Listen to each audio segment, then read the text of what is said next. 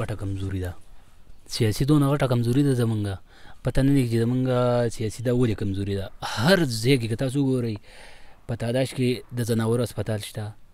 په دې وچ کې شته په چکدره کې شته بډهیله کې شته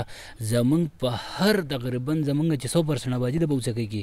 99.9 کې په هر کور کې تقریبا هر چا سره